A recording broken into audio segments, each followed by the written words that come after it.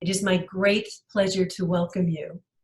Registrations show that we have a global audience today with attendees from Japan, India, Pakistan, Iran, China, Nigeria, Somalia, Kenya, Germany, Ireland, the UK, Ecuador, Australia, North America, and many other countries. We are very happy to have all of you here. Today's event is streaming live on YouTube as well under the title Women's Freedom Forum Annual Event, in case you would like to let someone know that they can tune in. I'd like to start with a few words about our organization and then give a brief rundown of what we will be presenting today.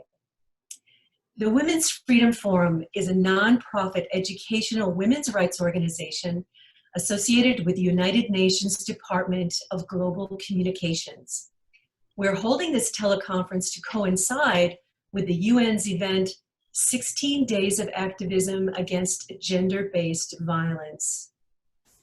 Our aim at the Women's Freedom Forum is to raise public awareness on issues relating to women's equality, particularly in the Middle East, but as you'll hear today, also from countries around the world. And we aim to place these voices into the mainstream public discourse to create greater knowledge and understanding about specific issues and ensure marginalized women's voices are heard. Our usual focus on the Middle East region is due to its social problems, including but not limited to a system of gender apartheid, illiteracy, violence against women, forced child marriage, human trafficking, job discrimination, and misogyny. Through our publications, advocacy for women's rights policy, and events such as this one, and regular presentations in the US Congress and elsewhere, the Women's Freedom Forum acts on its vision of a world based on equality, social justice, and women's rights. And before introducing our panelists, I would like to thank Paula Curado, Women's Freedom Forum President, for her 2 decades of leadership. Our panelists today bring a wide range of expertise to this discussion of the impacts of the COVID-19 pandemic on women and girls, and to related issues facing women around the world.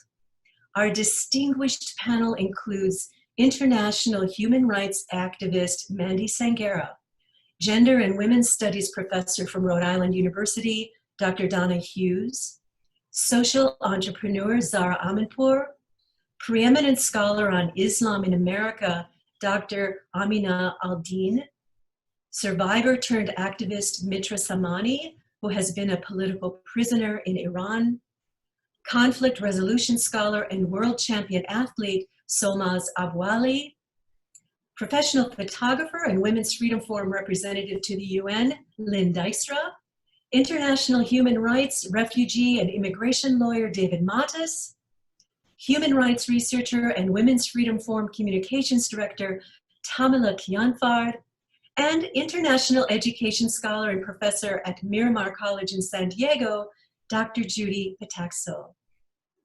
And we are also honored to have violinist Xenia Zionuka performing for us today. We will start with brief opening remarks from each panelist, and between some of the speakers, I will share a few lines from the letters of support for this event we have received from members of Congress. We thank them for their enthusiastic support and also give a special welcome to their staff members who are attending today. Hello to all of you. A bit later, we will also see a short video called Women in the Front Lines. And after all the panelists have spoken, we will have a Q&A session, so we invite you to submit your questions on the live chat at any time throughout the conference. We will be gathering those questions as we go along. The COVID-19 pandemic has impacted lives physically, mentally, emotionally, and economically throughout the world.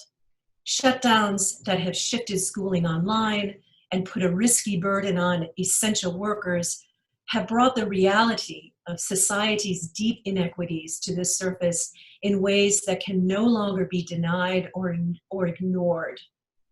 The pandemic has also dramatically escalated domestic violence as victims are forced to be isolated at home with their abusers. This is no surprise to those familiar with how disasters, both natural and otherwise, have a disproportionately negative impact on women and children due to their vulnerability to poverty and violence and other factors.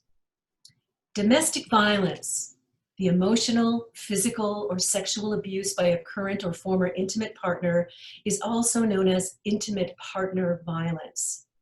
From March through May of this year in the United States, when 42 states and territories put the first mandatory stay-at-home orders into effect, some major cities here had spikes of 20 to 30% more 911 calls about domestic violence. At the same time that some domestic violence hotlines also increased, other hotline call centers saw decreases in the average number of calls.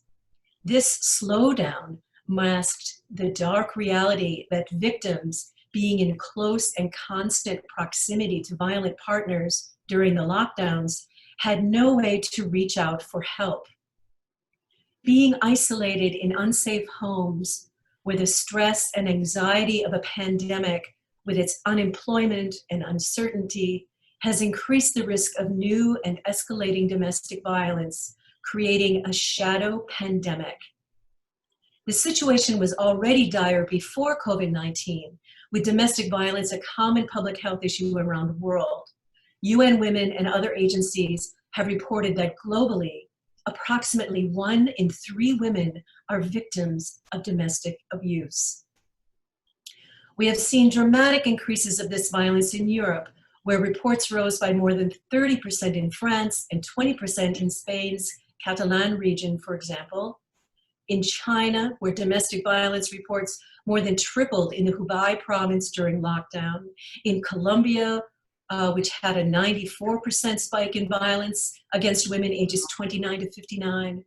And in Australia, where doctors in the Northern Territory saw a 15% increase in surgeries related to family violence in May.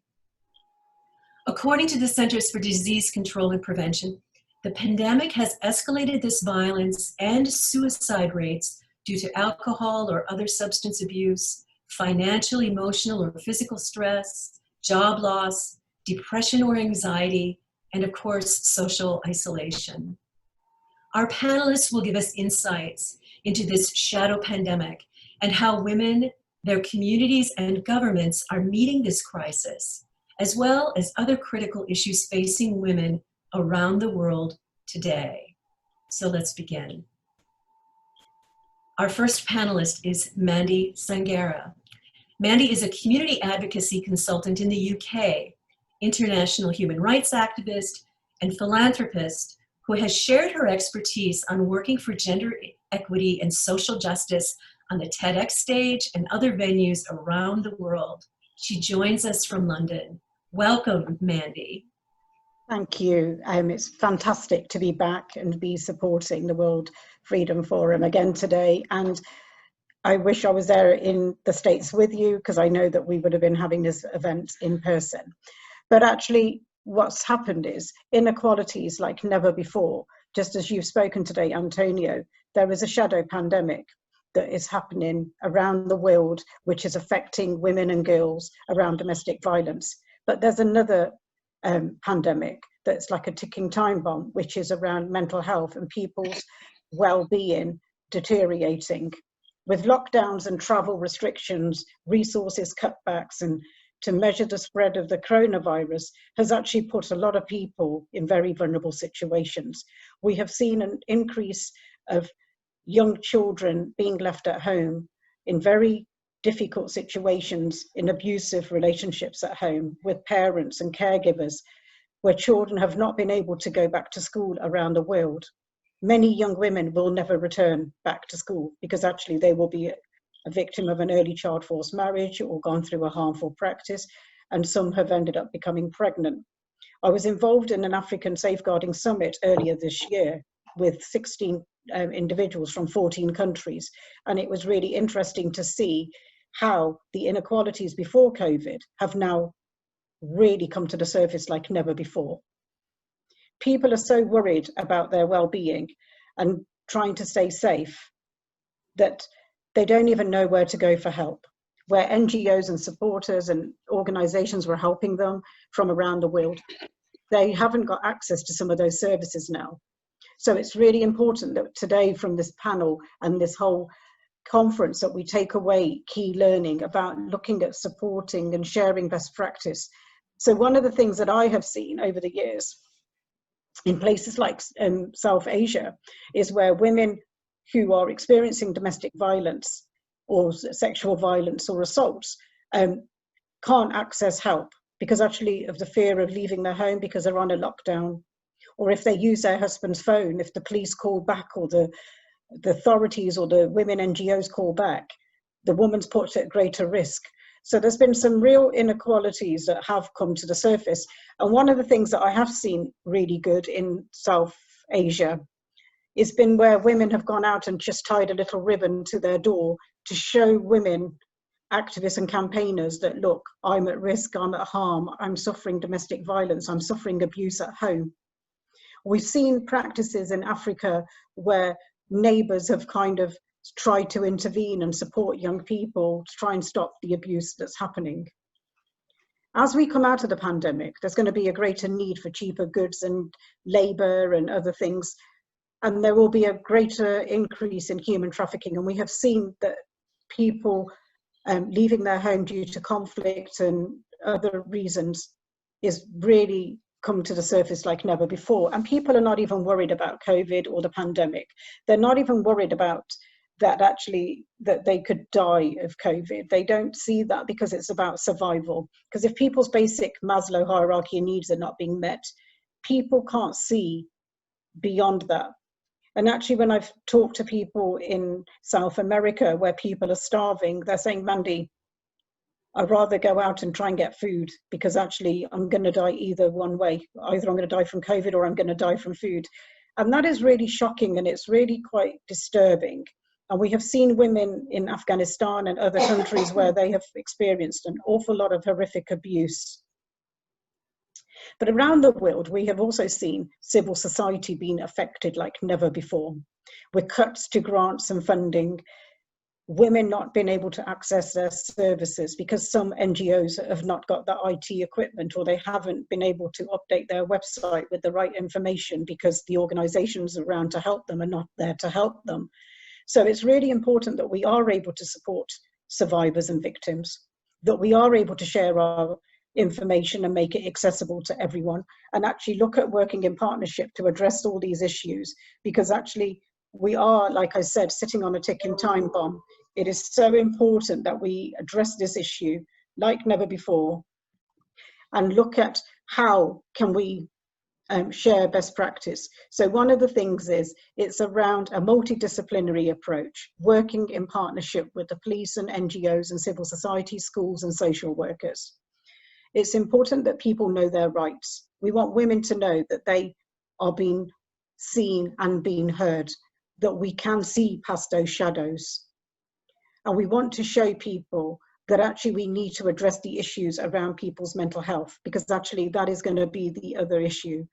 In Africa and other countries where women are experiencing sexual violence like never before, it's not just the pandemic of COVID that's worrying me, it's actually the rise of sexual transmitted diseases and HIV and AIDS, the increase where people are having unprotected sex and being sexually assaulted. Nobody's addressing these issues. So I think as we are coming out of the pandemic, there is a bit of light at the end of the tunnel, that actually we have real clear pathways. We have services and we are working in a victim-focused way, that we are supporting victims to tell them that their voice matters, their life matters. We are here to hear from them. We are here to support them. We are here to make sure that they will not be left alone, that they are important, and every child life is safe as well. And I think that it's going to be a really interesting debate. And on that note, I'm just going to kind of stop there because I'm sure that everyone else is going to have very similar comments. Thank you very much, Ms. Sangera. Appreciate that introduction, and many of the issues that you've mentioned here will be addressed by other panelists, so that's a great way to start us off. Much appreciated. Now we will go to Donna Hughes, who is a professor at the University of Rhode Island, where she holds the Eleanor M. and Oscar M. Carlson Endowed Chair in Women's Studies, and is the founder and editor-in-chief of Dignity, a journal on sexual exploitation and violence. Dr. Hughes conducts research on human trafficking, particularly the sexual exploitation and trafficking of women and girls. Welcome, Donna. Thank you. Very happy to be here. Thanks for the invitation. The global COVID pandemic is like nothing the world has experienced for 100 years. And so many have been sickened, many have died, and the end is nowhere in sight. Women and girls who are trapped and exploited in sexual exploitation, particularly prostitution and sex trafficking, have additional vulnerabilities and problems due to the pandemic. Because of the risk of infection, many, but not all, men have stopped buying sex. Brothels and red light districts around the world were ordered closed. As an abolitionist, I like the idea of sex trade and red light districts shrinking to the point of disappearing. However, it leaves the women vulnerable in new ways because so many of them have nowhere to go. Around the world, the average age of entrance into prostitution is between 12 and 14 years of age, which makes the girls and boys, by legal definition, victims of sex trafficking. Most of them are controlled by traffickers and others exploiters who live off of them. They get to keep very little, if any, of the money they receive. Women in the sex trade are poor, stigmatized, marginalized, and often in poor health. They suffer from post-traumatic stress disorder from years of violence and abuse. They usually have drug and alcohol addictions because they use substances to cope. Generally, they have little education or skills. Rarely can they just walk away. Women in prostitution always live very close to the edge. A decrease in the flow of money means that they lack funds to buy basic necessities, like food. Reports say that many women are going hungry. In some African countries, a significant percent of the women are HIV positive. They rely on antiviral medication to prevent them from developing AIDS and dying. Yet, it is difficult for them to take these preventative medications on an empty stomach. Doing so causes pain, weakness, and its own form of sickness. These conditions lead women to take greater risks to earn money from the men who still come, men who are often more dangerous. Because so many women or so many people look down on women in prostitution, few organizations or agencies offer them assistance. Going to Europe, in the Netherlands and Germany, where prostitution and brothels are legal, many of the women are trafficked. Over 90% of the women in prostitution are from other countries, mainly Bulgaria, Romania, Poland, and Ukraine. With the spread of COVID, governments forced the brothels to close. The women were evicted because they work on a freelance basis and they have no job security. Some of the women were able to return home, others could not because of border restrictions. Many of them are now homeless and trading sex clandestinely to survive, even though they risk catching the virus. It's either that or go hungry. Many of the women send money home to support family members. They stay in prostitution because family members are dependent on them. Their family members back home do not know how they earn the money that supports them. The politicians in the Netherlands and Germany now realize that legalizing brothels 20 years ago was a mistake. Hundreds of thousands of women have suffered violence, exploitation, and lost their health, while the brothel owners, lover boys, and traffickers have made hundreds of millions of dollars. After the brothels closed due to the COVID pandemic, some German politicians saw this as an opportunity to reverse the mistake of 2 decades ago. They called for the brothels not to be reopened. They said, reopening the brothels will not help these women. Instead, they need apprenticeships, training, or work in a secure job. To date, the sex industry profiteers have too much political influence, and the brothels are starting to reopen again. There is one positive outcome in Germany. One of the largest brothels in the world, Pascha, which is in Cologne, has gone bankrupt as a result of the pandemic. To give you an idea of the size of the legal brothels in Germany, this particular brothel was in an 11-story building housing 120 women who were used by 1,000 men a day. As an abolitionist, I wish bankruptcy on many more of these brothels. The pandemic has worsened the conditions for women in prostitution. It has also given us a window to see how marginal their lives are and how complex the issues are that keep them trapped. It's also given people some hope that after the COVID times, the traffickers and the sex buyers will not be allowed to go back to normal business of brutalizing and exploiting women and children. Thank you. Thank you so much, Dr. Hughes. A lot of startling information there and very, very timely and relevant. And thank you so much for all of the work that you're doing with your journal, which really hones in on this particular issue. It's really great. Thank you. Now we will come to Zahra Amanpour, our next panelist. Zahra is a native of Tehran, Iran. She's an entrepreneur, mother, and activist. Her career has been dedicated to economic access and equality, specifically for women and minorities. She has a master's in social psychology and an MBA in international business and serves on the board of Women's Freedom Forum. Zahra is currently working on a project focused to bringing immersive technologies like virtual and augmented reality to small businesses to help them increase economic opportunity for their workers and to adjust to the new COVID and post-COVID economy. So welcome, Zahra. It's great to have you with us. Thank you. Thank you so much. Hello to everyone around the world. Thank you, Women's Freedom Forum, for organizing this event. And thank you, Antonia, for moderating this panel of people dedicated to freedom and progress of women. As Antonia mentioned, my background is mostly in economic development, specifically entrepreneurship and economic access and opportunity. Most of my work has focused on women and minorities and the economic and social disparities they face in business and in the workforce. Today, I would like to speak to the economic impact of COVID-19 on women, both within the United States, where I currently live and work, and in Iran, since that is where my family is from, and the situation there has gotten so bad in general, but especially for women, that it warrants special attention. It can certainly be said that women are taking the brunt of the economic impact of COVID-19 in every part of the world. What we are seeing here in the United States is that women are being forced to make very hard decisions around the safety of their families, education of their children, personal health, and the economic well-being of their families. Many women have had to stop working or take a step back in their careers to manage their children being schooled virtually from home, becoming full-time caretakers, and having to take on even more in their households. This is in the context of what was an already unbearable balance for many women, and without any accommodations from employers.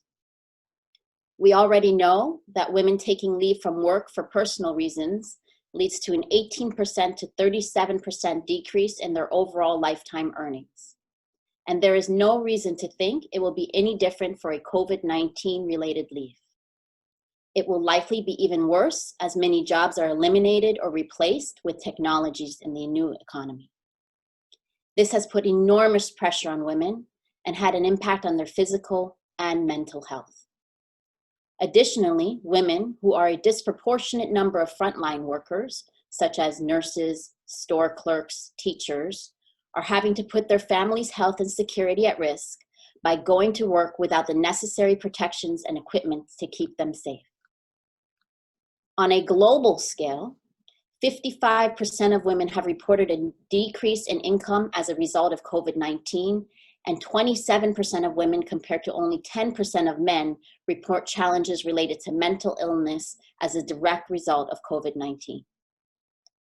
We can see how these numbers will translate to economic hardship for women in countries that already have a poor reputation for how women are treated and have been hit hard by COVID-19.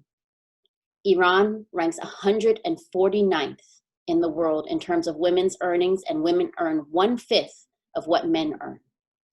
Furthermore, only 40% of women participate in the economy in Iran. That number is closer to 80% in much of the rest of the world. And it's not because of a lack of interest or motivation.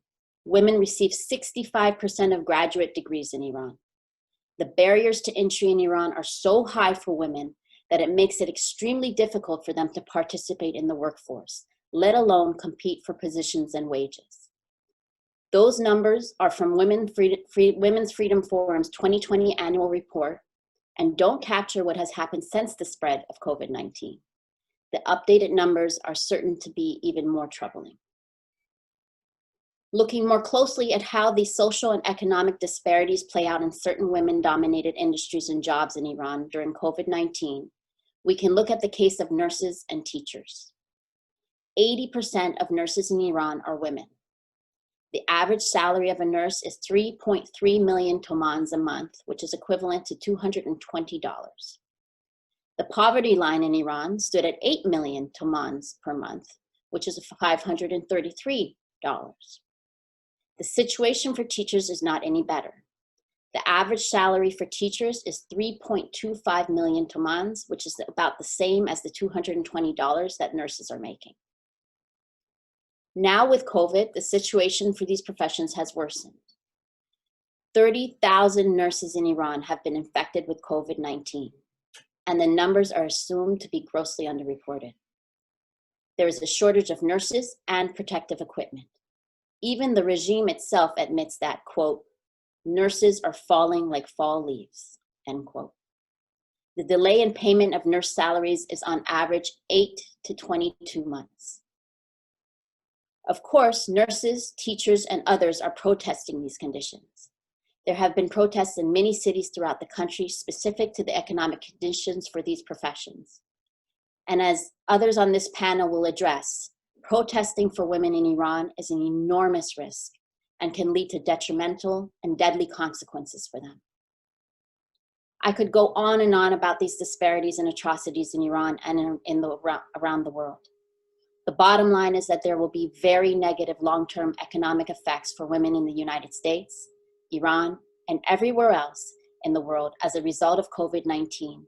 And unless the circumstances that are leading to these effects are addressed directly and action is not taken to alleviate them, we will be taking huge steps back in our united efforts and progress towards women's freedom and equality. With that said, this is a very grim picture, obviously, but I just want to bring some sort of light to this and some action that we can take that would give us some direction at least. So when looking to guidance on how these realities can be addressed, one of the shining examples from my country, Iran, is Ms. Maryam Rajavi, the president-elect of the Parliament in Exile, National Council Resistance of Iran. In her discussion of how the free and democratic Iran of the future will ensure economic access and mobility for women, she addresses the issue of pay directly and states that women shall be paid the same wages as men for equivalent work. Something we haven't accomplished yet here in the United States, where women make 80 cents to every dollar a man earns. She also goes as far as to address things like childcare and healthcare, which are major reasons for why women, even in the West, are struggling and being held back economically. I encourage all of you to read her plans for women in Iran because I believe that they apply to all women around the world. And you can see them on her site, Maryam, M-A-R-Y-A-M, Rajavi, RAJAVI.com. Thank you so much. Thank you, Ms. Amanpour, for all of that detail about Iran, where we get scattered information as usual. I mean, traditionally, and of course now with COVID, as we will be hearing later, the government there has created many new barriers to communication and of course has responded very violently to protests once again. So thank you for that. And we will probably be hearing more from you with questions that come up. Just a reminder, if you are watching as a registered attendee today, you can pose your questions to any of our panelists or just in general on that live chat, and we will get to those a bit later on. So thank you. Now we'll shift gears for a couple of minutes and hear some artistry from an award-winning violinist, Zhenya Zionuka. Zhenya, an American living in the DC area who was born and raised in Belarus, will play the theme from Schindler's List by John Williams. Welcome, Zhenya.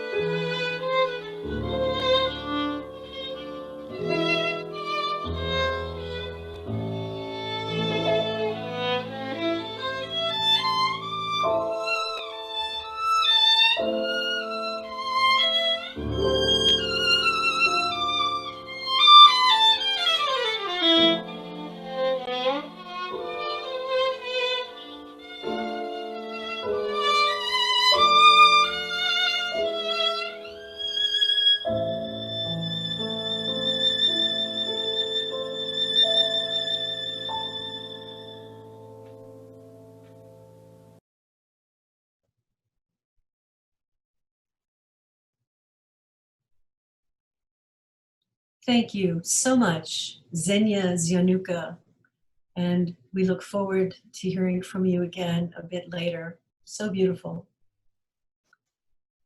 I'd like to now introduce our next panelist, Amina Al-Din. Dr. Al-Din is a professor emerita of Islamic Studies in the Department of Religious Studies at DePaul University.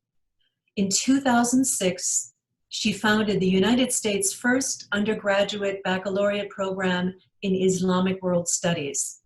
She is the former editor-in-chief of the Journal of Islamic Law and Culture and the author of several books, including An Introduction to Islam in the 21st Century, African American Islam, and the History of Arab Americans Exploring Diverse Roots. Dr. Aldine is a senior Fulbright scholar and executive board member of the Inner City Muslim Action Network. Please welcome Dr. Aldine.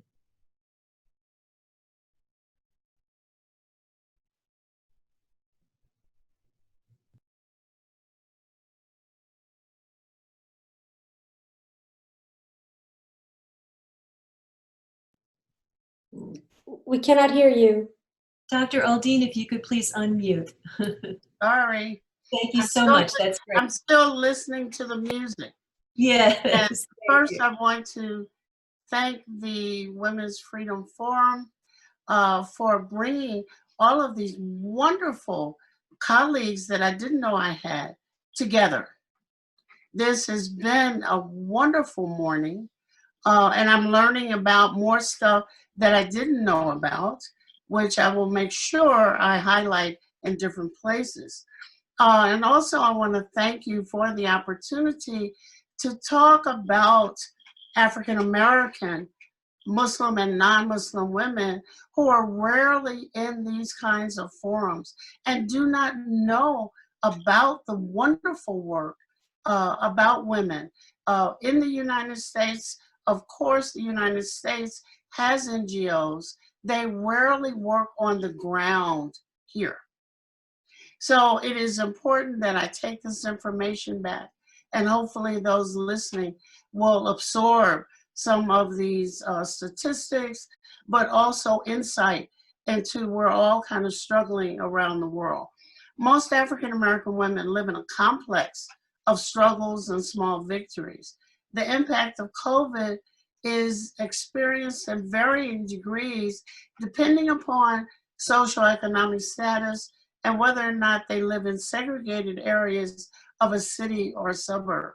They struggle with various types of implicit and explicit segregated housing, overpriced housing, food deserts, which may be a term that many of my colleagues know, lack of access to quality health care, while remarkably emerging as community leaders in all areas.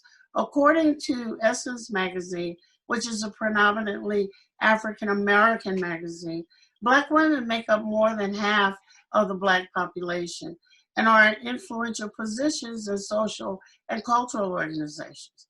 They head about 30% of all households in African America and perform many of the society's essential jobs. During this pandemic, many have gotten a rare chance to be at home with children and an opportunity to participate in their learning, all the while navigating available resources. From a healthcare perspective, many of those surveyed, about 67 to 70%, were worried about contracting COVID while knowing the absolute necessity of working. While many work in hourly jobs, these are hourly paid jobs without sick time, mental health, no mental health days, and few of any vacation days. Many of these same women are the primary caregivers for elderly family members who either live with them in nursing homes or in places nearby. In this absence of the usual pool of professional caregivers, a loving task has become a difficult one, especially if the elderly members of the family are hospitalized and hospital restrictions do not permit advocates or visitors. There's been a suspicion that many are just allowed to die. And recently as yesterday, they've discovered lots of bodies stacked up in storage rooms where the family has not been notified that they've died. Working when possible, open a new avenue of concerns as children were sometimes left to monitor themselves during remote classes and through homework, and given the task to check on grandparents and great-grandparents. Clearly, the pulling together of most families is laudable, though challenging. As the primary orchestra conductors of most families, women found that though the necessary duties were increasing exponentially, so too were worries about finance, housing, and food stocks. Segregated living has caused food desert. Some neighborhoods do not have grocery stores for 3 to 5 miles, and in America, that's unique. What has replaced them is what's called the corner store. These stores carry liquor, candy, cigarettes, and milk, bread, and others. Too little. And I will stop there just to say that the mental health of women and children and the increases in domestic violence are scary.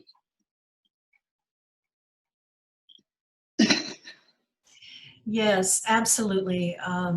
Thank you so much, Dr. Aldean, for some of those very recent examples and an overview of some of the realities in the Black women's communities all across this country. I really appreciate that information, and these hardships that you've so clearly identified. We can, we can look to other current situations with some hope, perhaps, that the policies that created the conditions for these problems can be changed. I mean, the first example that comes to mind for me is that we have a historic number of women serving in the US Congress now, and more than a third of them, there's 127 women, and 38% of them are women of color, which is an extraordinary point of progress for this country. These women were elected to be heard and to make a difference on the issues you talked about, those issues of employment and housing and food scarcity, childcare, all of that.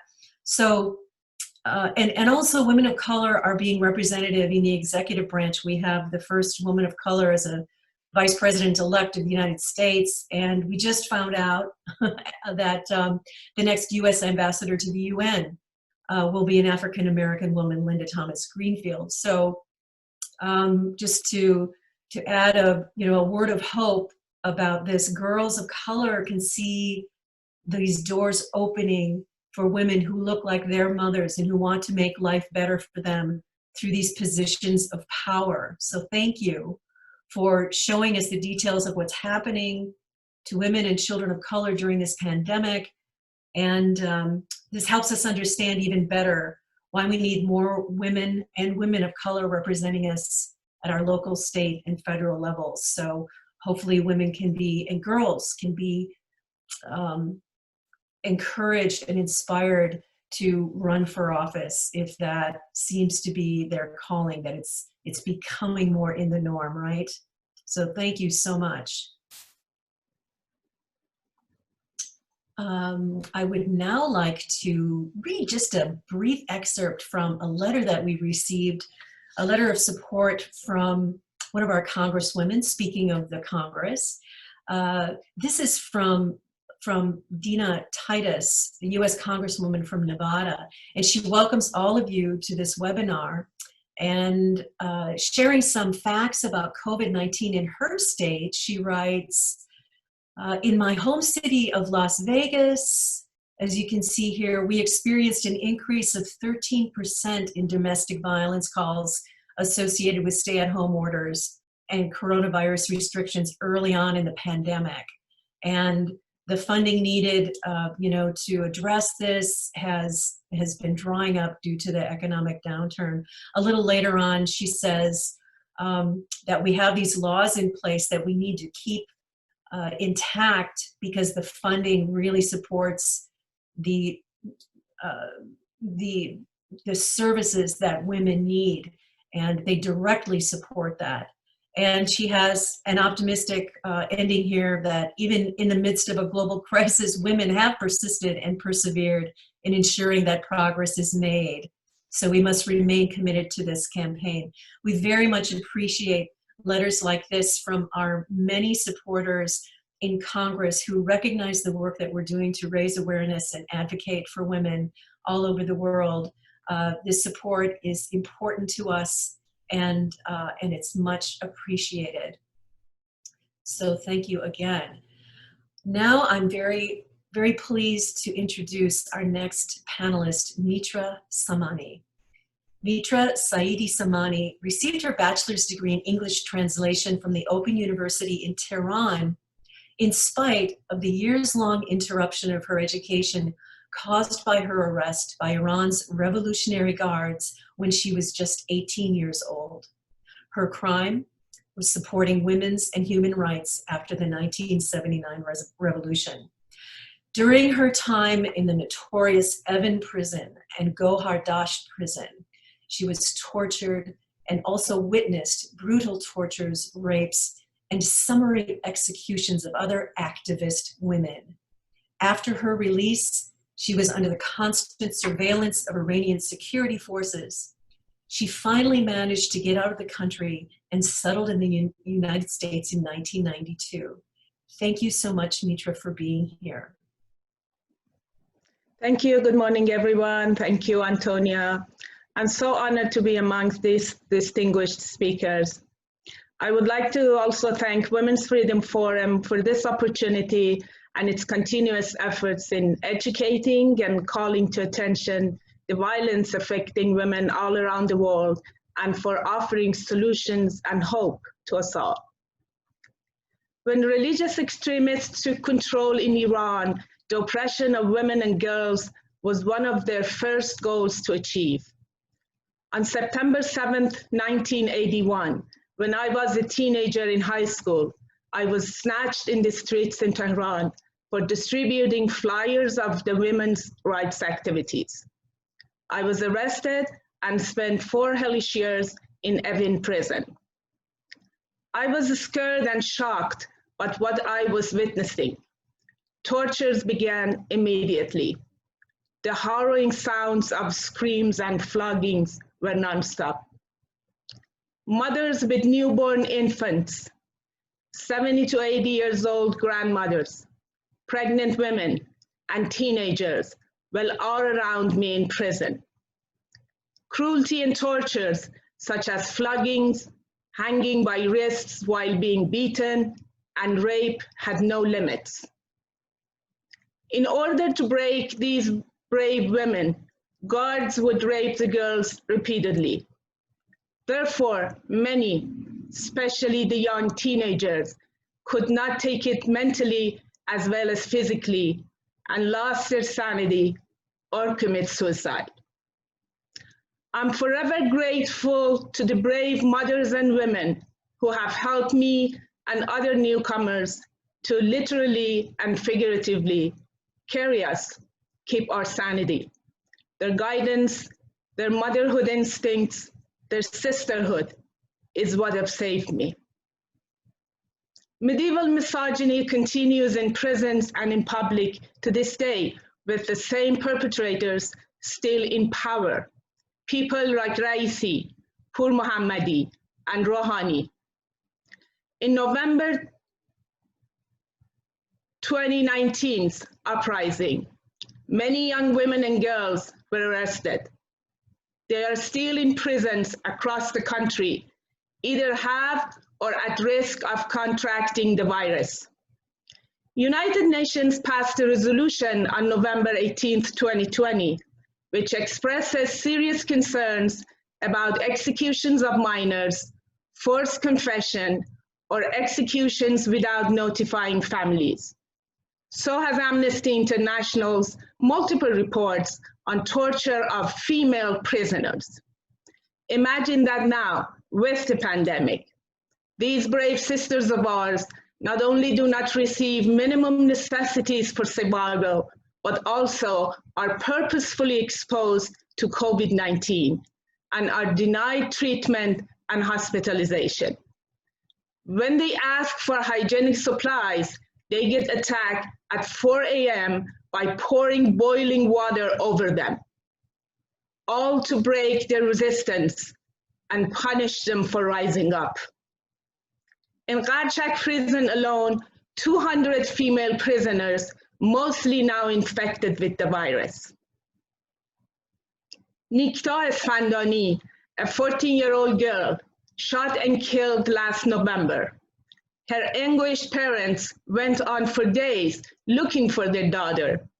Finally, they were told that she was killed and her body is at the IRGC morgue, and will release her body with one condition: take her to outskirts at night to be buried with no other family members present, no mourners, not a wake, nothing. This is Nikta.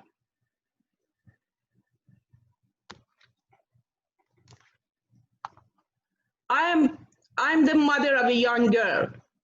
Can anyone imagine these to be happening to their children? Now that I look back to my past, I realize what a heavy responsibility I have to call on all international bodies to speak and act in solidarity with political prisoners in Iran and not allow their voices to be silenced by the extremist clerics. Political prisoner Sabo Kurdafshari is serving a 24-year sentence for protesting the mandatory hijab. This is a never-ending story, but one thing is for certain. After so many decades of oppression, the Iranian women don't see themselves as victims, but they are capable not to give up, not to give in, and be at the forefront of the fight against extremism, and have become a role model for that region. They will continue to stand up for as long as it takes to bring freedom and equality to all. Thank you so much for the time. Thank you, Mitra Samani. And to follow up on this topic of the women of Iran as protesters risking their lives, whether it's now during COVID, the many risks that they take and that they have taken for decades and decades to, of course, better their situations.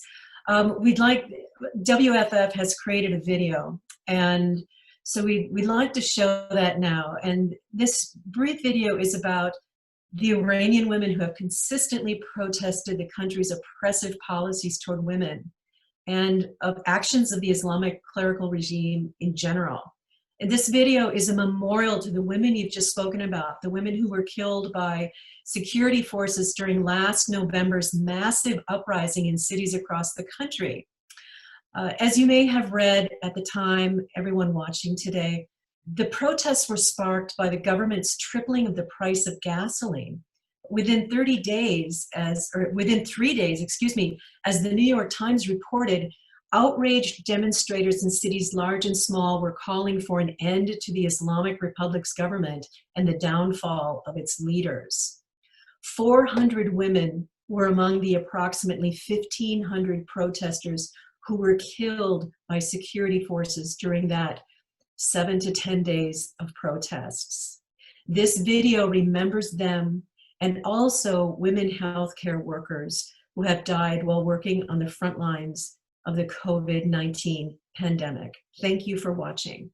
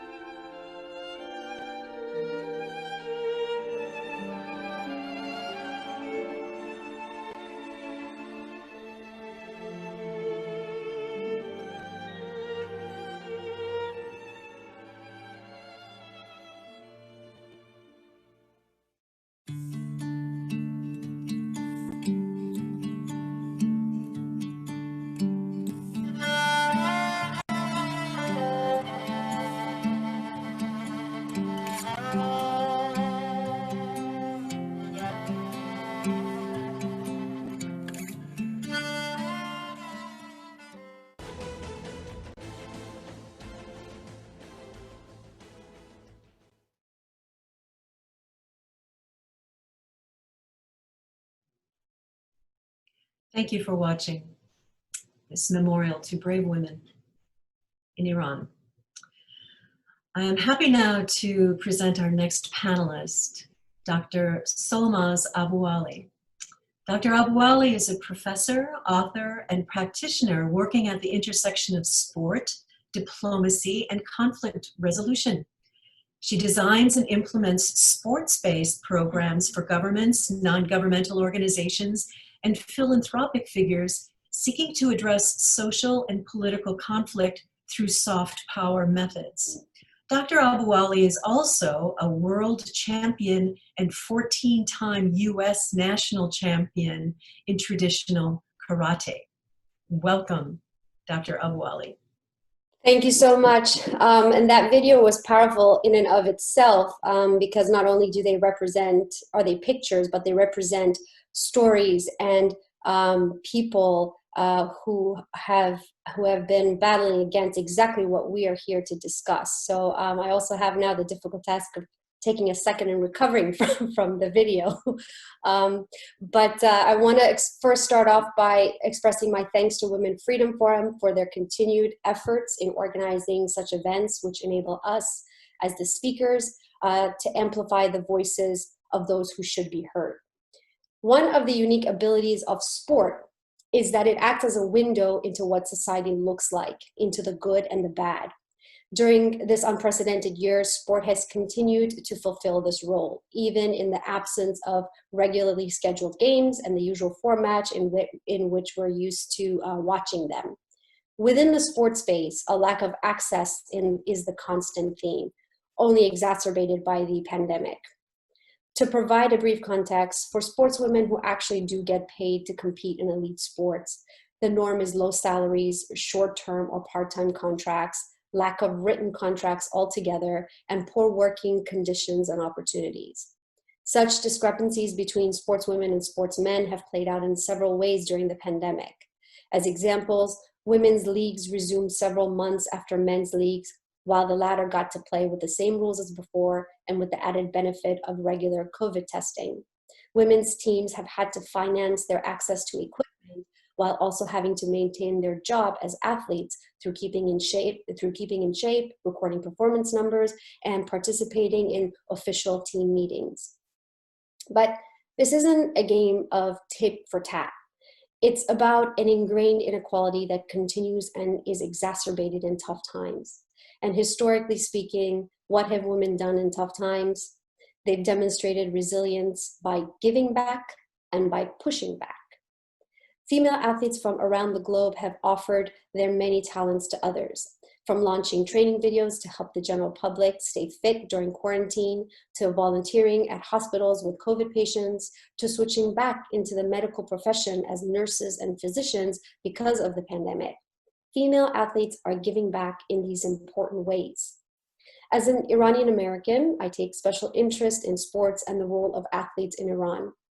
Although Iranian sportswomen also have a hard time making a career out of their sport talent, particularly during the pandemic, they also have the added weight of pushing back against a system of thinking and policies which prevent their freedom of expression, opportunities, and livelihood. In fact, the institutionalized system of misogyny which they face in Iran is the real COVID. Parisa Farshidi, for example, is a Taekwondo competitor and medalist in the Asian Games, and Kimia Alizadeh is the first Iranian female Olympic medalist in Taekwondo. Both have applied for asylum. Ms. Alizadeh has poignantly stated, and I quote, "Let me finally introduce my previously censored identity. I'm one of the millions of oppressed women in Iran. I had to wear whatever I was told to wear. I had to say whatever I was told to say." They, referring to the Iranian regime, even claimed my medals and victories because of their oppressive dress code and hijab. They attributed my successes to their management and tact, end quote. These sportswomen, whether they seek asylum in another country or remain in Iran, are a subset of Iranian women who, through their plight, highlight greater social and structural issues. And I mentioned earlier that sport is a window which allows us to glimpse into the deeper realities within a society.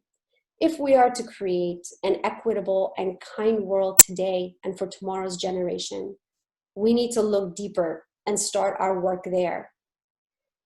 Interestingly, researching Iranian women led me to a public figure, Maryam Rajavi, whose work tackles the root of such social and structural issues in the country by introducing specific and progressive plans for all women, particularly in sports, where she calls for equal opportunity for men and women in athletic and artistic endeavors. The thread of equal opportunities, regardless of gender, is a key theme in her vision for a future Iran, one which has resonated with Iranians inside and outside of the country.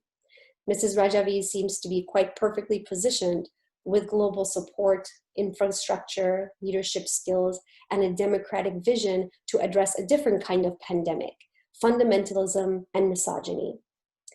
And with that, I'll pass it back to you, Dr. Felix. Thank you so much. A fascinating field that you're in, such an important one. And if I may say, I'm going to have to look up some of those training videos that the athletes you're talking about have been putting out for us who have been so homebound during COVID. Thank you so much. And now I would like to introduce our next panelist, Lynn Dykstra. Lynn is a human rights advocate and photographer whose Washington, D.C.-based career spans 3 decades, covering national and international high-profile events. She founded Our Global Cry for Freedom to visually share the struggles and successes of women's human rights around the world. So thank you so much for joining us, Lynn. Thank you, Antonia, and hello to each of you, wherever you are in the world. You know, creativity is a universal human right. It is part of who we are. The COVID pandemic is causing us to reach for that creativity in ways we never believed possible. Artists and skilled craftspersons in all parts of the world are hit hard by the economic, social, and cultural effects of this pandemic, yet in the artist's spirit of heartfelt energy, they do not stay silent. They are offering ways and means to help others to create art and bring awareness to the issues of violence against women and girls. There are collaborative efforts of worldwide organizations as well as individual acts of support. For example, in cooperation with UNESCO, the European Union, and the UN Spotlight Initiative, a national art competition called Shiros, She Heroes, is currently underway in Nigeria. Its purpose is to bring awareness to violence against women and girls through visions and expressions of painting and poetry. And in San Martin, El Salvador, the UN's Spotlight Initiative uses art and theater to help youth understand and support elimination of violence against women and girls. The UNESCO Office of the Gulf States and Yemen and their partners, Z Arts, have a web-based program encouraging and supporting women artists and Gulf state countries to share their experiences and their work. The upside of this is an expanded visual audience and the ability to encourage and support each other. The International Organization for Migration and the European Union created an outlet for young artists in Dakar, Senegal, to paint over graffiti-filled walls with spectacular messages of color, form, and design worthy of an exhibition showing. The messages raise awareness and hope. One of the most heartfelt, but not surprising, discoveries is how independent artists, who in many cases are barely holding on economically, still reach out to help others. In the United States, an art therapist in Chicago created an online program to continue the art therapy for her domestic violence support groups during the pandemic. During the recent National Domestic Abuse Awareness Month, businesses in Rockland, Maine partnered with Maine artists to display their work to spread awareness of domestic violence and abuse. An online auction benefited FindingOurVoices.net to bring awareness and support the survival and healing of domestic violence victims. The volunteer work of the New York City Theatrical Wardrobe Union, Local 764, IATSE, where 72% of their members are skilled craftswomen, cannot go unnoticed. They are part of the thousands and thousands of artists and skilled women and men whose jobs and creative outlets are on pandemic hold in the entire New York City theater community. Early on, these wardrobe union members began designing and sewing masks and other needed PPE by the thousands for women's domestic abuse and homeless shelters around New York City. This kind of support is happening in rural communities and urban communities all over the world. Artists are known for their creative help in times of need. This is not surprising, it's joyful. The pandemic has wreaked horrible havoc on so many lives worldwide. Artists are breaking the pandemic silence and reaching out. We honor them and those who support them. We are grateful for the heart-inspired encouragement and the vision of a bright light shining through this dark pandemic cloud. I encourage each of you to stay safe, to remain well, and most importantly, use your own human right of creativity to support each of you and others. We all have a bit of an artist in us. And with that effort, we will create positive actions. We will reach our Sustainable Development Goal number 5 of gender equality worldwide. Thank you. Thank you so much, Lynn Dykstra. Such interesting stories that I think have largely been untold about the work of artists around the world during the pandemic. Just fascinating. Thank you so much. And now I would like to turn to David Matas, our next panelist. Mr. Matas is an awarded Canadian human rights lawyer and appointed member of the Order of Canada. The author of 11 books on human rights issues, he serves on the board of directors of the International Centre for Human Rights and Democratic Development of Canada. And in 2010, he was nominated for the Nobel Peace Prize for his work related to the investigation of forced organ harvesting crimes against Falun Gong practitioners in China. I am pleased to welcome David to this panel. Thank you. Thank you for inviting me. In my refugee practice, I do mostly court work. That means that I see cases where claimants are refused. The ones who are accepted usually do not end up in court because the government usually does not challenge acceptances in court.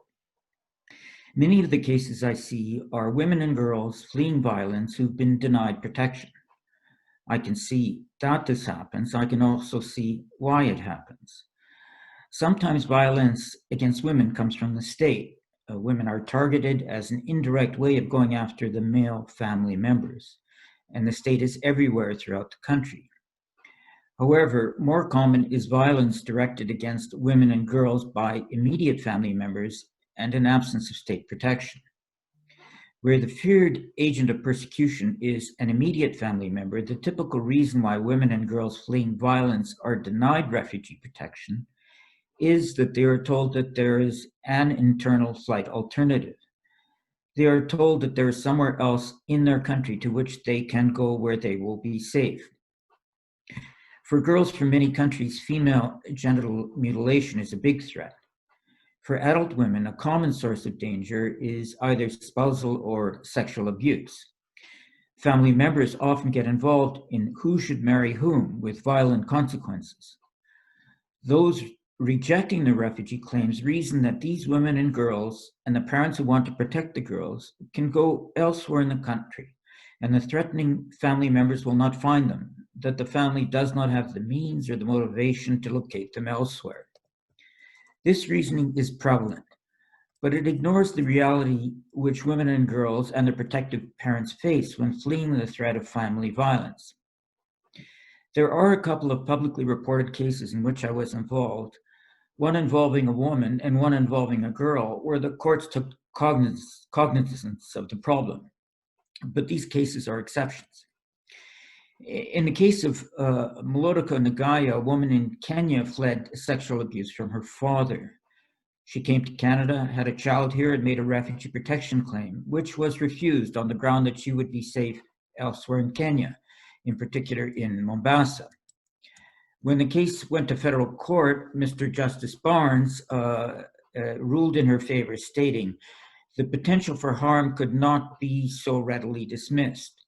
Ms. Nagaya's whereabouts in Mombasa would eventually become known to her father, particularly if she was unable or unwilling to isolate herself totally from all of the other members of her family and past family acquaintances.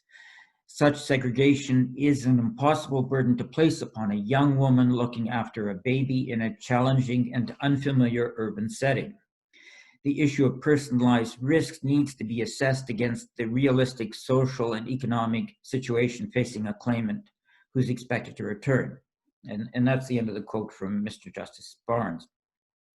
In the second case, the case of Zahid Abbas and Kasha Zara, a father fled Pakistan with his young disabled daughter because of violence and the threat of further violence from the family of the father, who opposed his marriage because he was Shia and his wife was Sunni. Again, there was a refusal of their claims based on the internal flight alternative, that the family could escape his family by going to Islamabad. Mr. Justice Ahmed, in ruling for the father and the girl, who was 9 years old at the time of the judgment, observed that the Refugee Appeal Division, which had rejected the claim, noted, and now I'm quoting from the judgment, that the agents of persecution would be required to learn of the applicants' return to Pakistan and to determine the whereabouts of the applicants in Islamabad, a city of 1.35 million people. However, stating the population figure of Islamabad is misleading. Family networks and connections would facilitate an easier access to locating the applicants without having to comb through 1.35 million people in a city. I agree with the applicant's submission that it would be unreasonable for the principal applicant to cut himself off from all his family members and acquaintances. Also, it would be unrealistic that this effort would be successful. And that's the end of the quote from that judgment. I could regrettably give many examples of cases where women and girls fleeing persecution have been unsuccessful at every level in seeking protection in Canada on the basis that they have an internal flight alternative in the country fled. I give the example of a couple cases which succeeded in court because they point a way forward. The Canadian Immigration and Refugee Board has gender guidelines issued by the chair of the board as a guide in determining individual cases. These guidelines could and should be amended to reflect the reasoning in these cases so that women and girls are not so easily denied protection in Canada on the basis that they would be safe elsewhere in their own country. Thank you very much.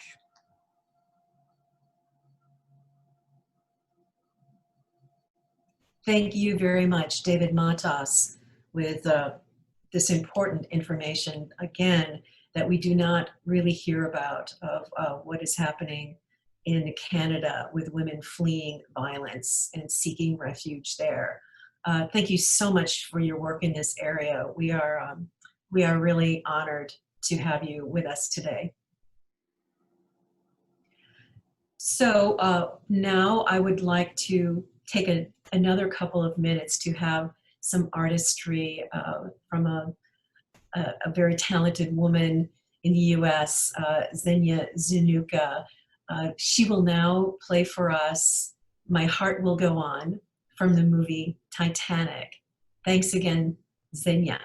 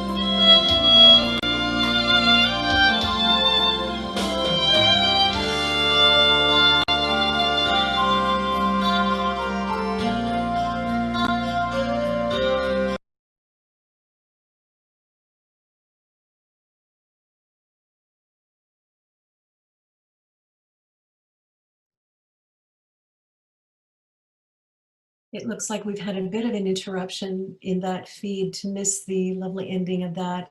Our apologies, Xenia, but thank you very much. Continuing to welcome all of our attendees from around the world today. We have two more speakers that I so much look forward to introducing you to. My next panelist is Tamila Kionfard, who is a human rights advocate focusing on empowering women's rights internationally, from the work she does for Women's Freedom Forum in Washington to St. Anne's Women's Shelter in South Africa.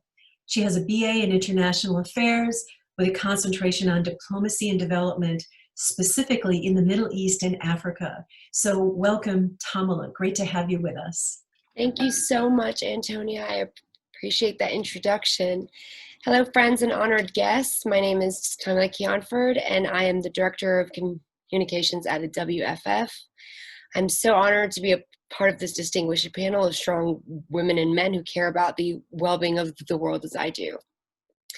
Thank you for sharing your day with me. In a lot of ways, this is the beginning of a new era, a new wave of change for the entire world, as very few people have experienced what a pandemic looks like. And while some have had to adjust more than others, we are all feeling the effects of COVID one way or another. There's no debate that the only thing that has been consistent in this way, only thing that has been consistent is the way different parts of the world have been struck by this global emergency. It's completely disproportionate, and while this disparity has roots in the scarcity of resources, response time, and most of all, the country's governments providing the vital aid to its citizens, everyone's feeling the hurt of this pandemic. People are not only losing their lives, they are losing their loved ones and their livelihoods, and most of all, hope. Hope for a sense of normality and the silver lining that we all hope for in times like this. Even though the US has the highest number of reported COVID cases, we have been some of the luckier ones, and for that I start my day with a grateful list, which is a relatively new practice that I've thankfully mastered during COVID. I started something like this. I live in a free country that allows me in my rights. I have my health, my loved one's health, and a job, a roof over my head, and COVID has really shown me that that's all I need to be content. Speaking to some of my friends, family, and colleagues around the world and sharing our experiences has been so incredibly eye-opening in so many ways. From my friends and colleagues in South Africa to the Netherlands, to my family in Iran, we all lead very different lives and face very different challenges in very different countries. Friends and colleagues in the Netherlands share similar experiences with those of the middle class in the US, with mainly trying to remain COVID conscious and focusing on keeping a level head to maintain some stability and routine with all the ever-changing circumstances. Our focus is luckily more mental health based. In other words, we have so much to be thankful for. So we do keep an open mind to try to remind ourselves of that. My friends and colleagues in South Africa, on the other hand, are experiencing an unmatched difficulty with escalated corruption and violence that has been bottled up and has now erupted so badly that the COVID curfews almost keep people safer from violence than COVID. Domestic violence has gone up, historic racial tensions have been awakened with a vengeance, and the people are lacking basic needs and necessities. Just like most countries in the world right now, crime has spiked. Iran is right above South Africa in terms of COVID cases. My family in Iran shares similar stories to those in South Africa, but with even less freedom and resources. I heard a story the other day about a 17-year-old girl and her mother, who is also fairly young with the age of 32, being imprisoned during this time where COVID is spreading like wildfire, especially in confined spaces. Sentenced to 5 to 15 years in a prison from both daughter and mother just for joining a Kurdish party. The young 17-year-old girl, whose name is Aynaz, has now already contracted COVID, but has already attempted suicide when she heard about her mother's sentence. This was a very difficult pill for me to swallow, as I can't even remember what was in my thoughts at that age. 17 is very young to be dealing with these kinds of issues. I think it's an understatement to bring up mental health here. This is just one case. There are thousands upon thousands of others. With COVID, Iran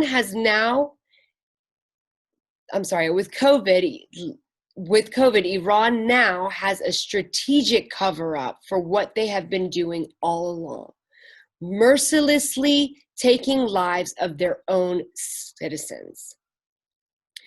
But as luck would have it, I noticed that we all agreed on one thing, no matter where we were in the world, no matter what our issues were. COVID has presented new opportunities for change. It's the universe's way of providing a reset button on all of humanity, because while people discriminate, death does not. Through this hardship, the world has become closer. It's not our problem versus their problem. It's a collective problem. All eyes are on the world. And something that I found to be incredibly interesting and kind of gave me hope for new ways to bring the world even closer together is that the US has shown in many ways to the rest of the world that even the more developed countries, as the more developed countries in the world, we have to stand up and fight for what we want, and you should too. I think this example of leadership is one that is new for many, because many people believe that the United States has a perfect record for human rights in the present, but it has been proven that we don't. Therefore, COVID or not, people took to the streets to make their sentiments known, knowing it could mean their lives with a pandemic going strong. This is the time for change, because people are watching, learning, observing, and taking action for what they want and believe. A very wise woman who is actually watching today said something that really, really changed my perspective on how I was seeing things. She said, while the witnesses are watching, we have to make it known. And I'm with her. Thank you. I think that's up to the moment. I appreciate this time and this forum for everyone to come together and make their sentiments known. I'm going to stop on that. Thank you, Ms. Antonia. Thank you so much, Tamala Kianfard. We really appreciate your moving stories of what is happening right now in far corners of the world. Much to understand and take in there. So grateful for your contribution. Thank you so much. And now I'm so happy to introduce our final speaker today, who is Judy Pitaxel. Judy is a professor, psychotherapist, and international education coordinator at San Diego Miramar College, where she founded the mental health counseling program. So this really is a great follow-up to the mental health issues that Tamala was just speaking of. Dr. Pitaxel is a professor of Filipino studies and has recently been involved in a collaboration grant project with her college district and the Office of Violence Against Women that focuses on decreasing intimate partner violence. Dr. Pitaxel is very active in the Filipino American community and is the immediate past national president of the Filipino American National Historical Society. Thank you so much for being with us today, Dr. Pitaxel.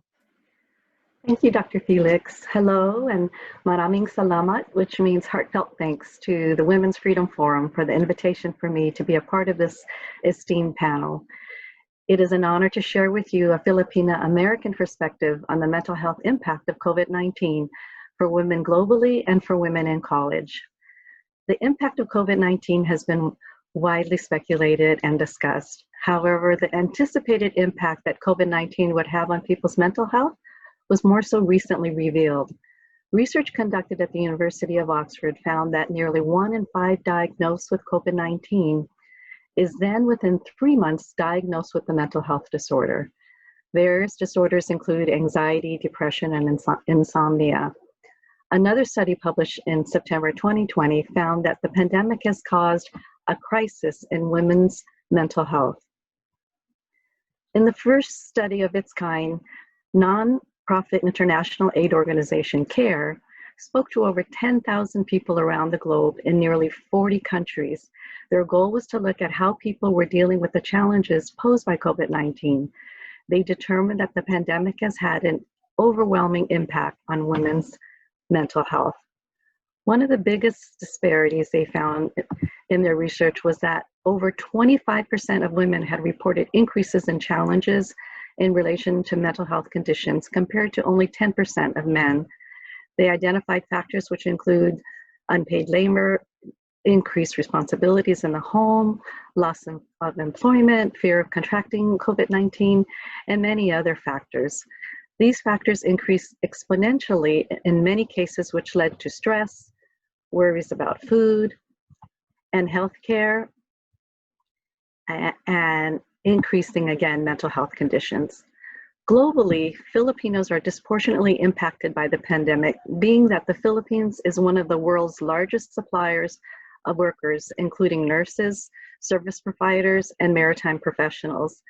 As the pandemic of COVID-19 spread across the globe, headlines revealed how the mental health of Filipino women was impacted. A female cruise ship worker awaiting repatriation to the Philippines died in an apparent suicide amid the coronavirus pandemic in her cruise cabin. A Filipino domestic worker died by suicide in Lebanon at a shelter run by the embassy. Prior to her death, the conditions at the embassy were condemned by a human rights group, and recommendations have available appropriate mental health support to all women and staff. These were 2 examples of the impact of COVID-19 on Filipino women globally. I will provide 2 additional examples of young college women who recently sought mental health counseling due to increased distress during this pandemic. One case involves a young female immigrant from the Middle East who came to the United States after an arranged marriage to a Middle Eastern American male who was over 5 years older than her. And the other case involves a young Filipina female who immigrated from the Philippines who was sexually abused by her father and then emotionally abused by her relatives after her arrival here in the United States. The young Middle Eastern woman was distraught because her husband demanded that she quit college, that she begin to have children and stay at home, or he threatened he would send her back to her country. The young Filipina immigrant was being emotionally abused by her relatives and also was threatened to send back to the Philippines to her sexually abusive father. Both of the college women had few resources, thoughts of suicide, and were hesitant to seek help because of the cultural and social stigma of receiving treatment. Because the stigma of people seeking mental health treatment has such negative consequences, at times it could mean life or death, especially when it comes to suicide, it's important to destigmatize the process and encourage help-seeking behavior. Ways to end the stigma include recognizing that many of us will experience a mental health condition, especially in light of COVID, at some point in our lives. And to speak and act from a place of compassion and acceptance when understanding individuals who need to seek help for mental health conditions. This is especially important with young Filipina Americans, Filipino women. Filipino youth in the United States have higher prevalence rate of suicidal ideation than any other ethnic group. Family and relationship problems are most common causes of suicide. Filipino adolescents who have witnessed parental domestic violence are also significantly more likely to report depressive symptoms, which can also lead to suicidal thoughts. Many colleges and universities throughout the United States have funded grants to work with the Office of Violence Against Women. The grants facilitate colleges to work in collaboration with campus and community-based, culturally competent prevention and response organizations to increase advocacy, assistance, and awareness to decrease intimate partner violence and sexual assault. This grant project is providing help and hope to women at my college. In closing, I believe the information presented today represents a call to action for the entire global community to mount a more effective and equitable response to the mental health impact of COVID-19 on women, and the need to develop an effective response to address the problem of increased suicidal thoughts for Filipino girls and women across the globe and in the United States. Again, thank you for being able to participate in this very impactful conference. Thank you to Women's Freedom Forum, and thank you, Antonio, Dr. Felix. Thank you.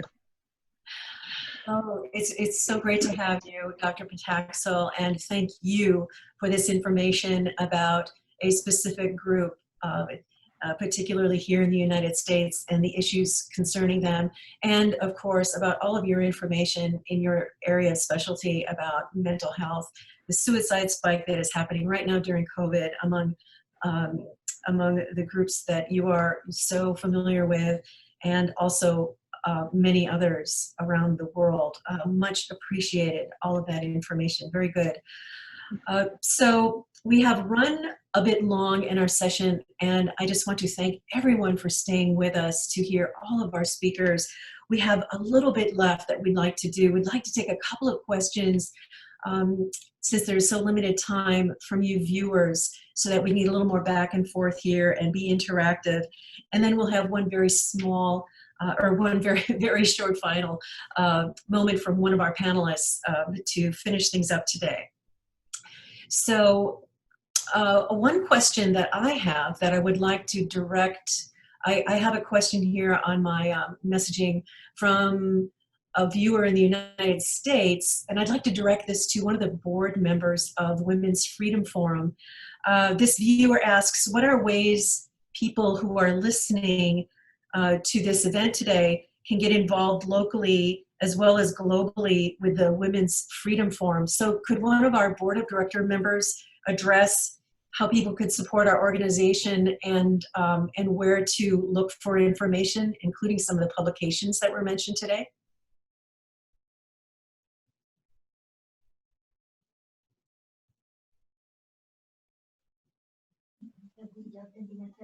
Sure, I can take that question. Hi, my name is Zara Monfort. I'm a board member with Women's Freedom Forum. So the first place you should go is the website. I think that's a wonderful place to sort of see more about the mission and information that the organization provides around the issues of women around the world. And that is womenfreedomforum.org. I will enter that in, we can enter that in the chat for everyone so they can see that. So that's a great place. Something that I frequently look at is their annual report. And the 2019 annual report is an amazing sort of culmination of statistics and certain stories of things that are happening around the world, specific, especially to the Middle East and the situation of women there. So that's a great place. So that's one place to certainly look more into the organization.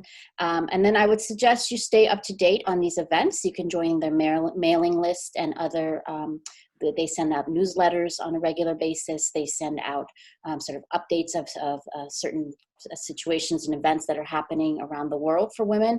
So I would suggest that you get involved by joining their mailing list so that you can stay up to date on things that are happening and get involved at the time when it's needed.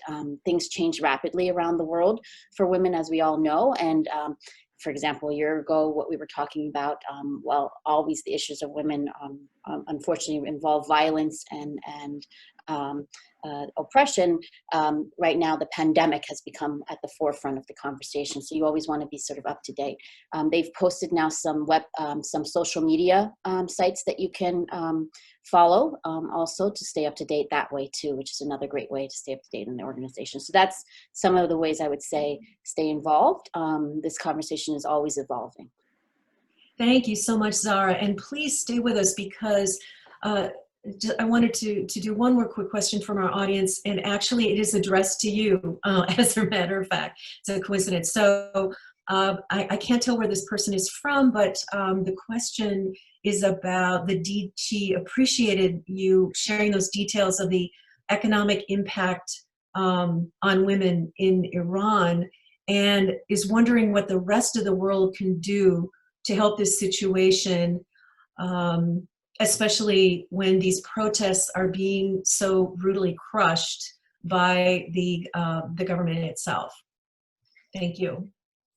Sure, thank you. And thank you for the question. I think one of the main things when it comes to Iran is the suppression of information and sort of the world, what we hear in terms of what's going on in Iran differs so much from country to country, from government to government, and from issue to issue. The bottom line is what women in Iran need more than anything else is advocacy and support and a voice outside of Iran. So they need people to make sure that what is happening in Iran is actually shared with the rest of the world. Sometimes for lots of reasons, political reasons and other reasons, you know, the reality of what women face in Iran is kind of blurred and not really shown for its full, real horribleness of it is not really seen in the rest of the world. But it's important that we around the world stay engaged with women in Iran, that we stay engaged with what's happening to specific women, especially right now after the uprisings last year in November 2019.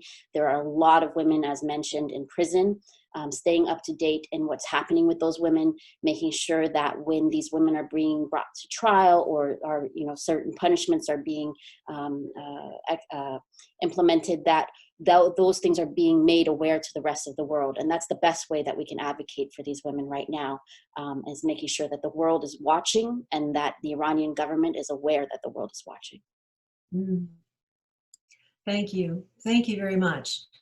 And finally, to wrap up, one more question for that I would like to address to Mandy, who we introduced at the beginning, who was our first speaker. If you could, do you have any more remarks about a call to action, just in general, about what is happening? Oh, so good to see you.